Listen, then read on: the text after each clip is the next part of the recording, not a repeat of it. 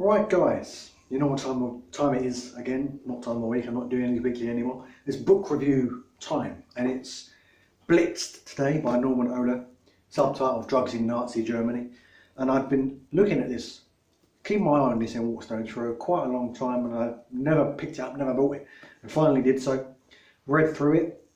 It's a very fascinating account of drugs and Germany's relationship with drugs, and it documents the relationship that Germany has or had with drugs from the 1920s all the way through the rise of Hitler through the Second World War and to the end of the war, and even touches on beyond the end of the war towards the end of the book.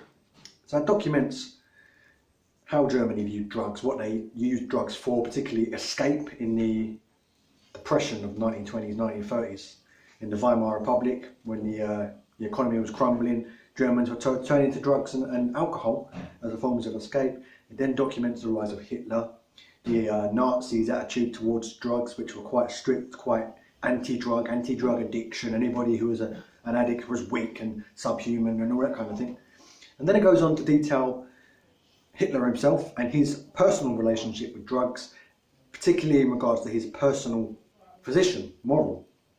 And that makes up quite a substantial portion of the book.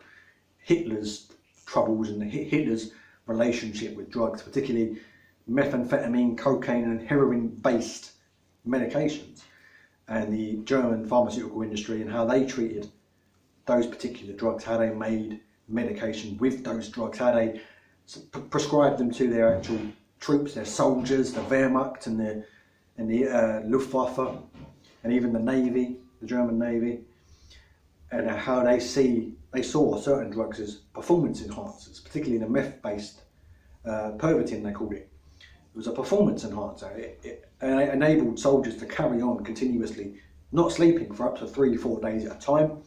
And it details all that kind of thing, and how Hitler's personal physician made a fortune off of selling Pervitin through his own pharmaceutical companies.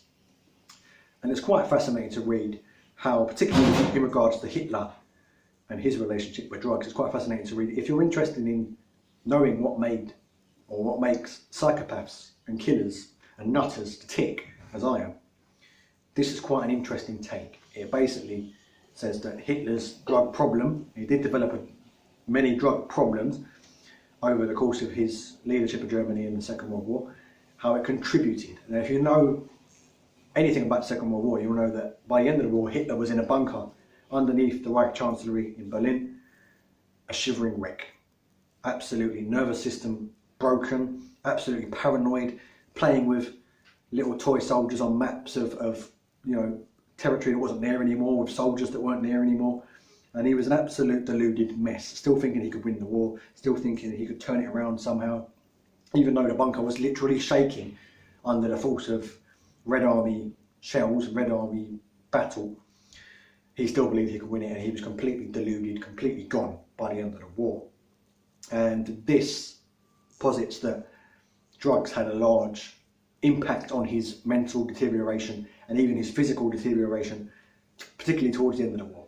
He always had stomach problems, stomach cramps throughout much of his adult life.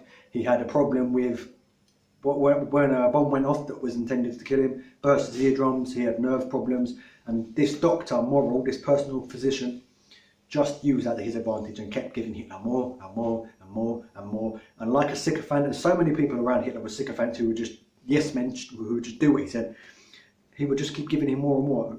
Wherever Hitler asked for, he would give. And then that turned him into an absolute junkie, essentially. So that's quite a fascinating read. Go ahead and pick that up. It's quite worth a read. I do wish, however, that it would be more focused on Hitler and Morrell. I was quite interested to read about the relationship with the army and the Wehrmacht and the Luftwaffe and the sections of the German armed forces with certain drugs and how they were used as performance enhancers and that kind of thing. That was interesting, but the most fascinating section of this book is Hitler and Morrell and their relationship and Hitler's relationship with drugs. That was the most fascinating aspect. So I wish that he would have done a full-length piece on Adolf Hitler and Morrell. Maybe he will, I don't know. But that was Normal Ohler, Blitzed, Drugs in Nazi Germany. Definitely a very interesting alternative take on history. So go ahead and pick it up, read it, and I'll see you in the next video.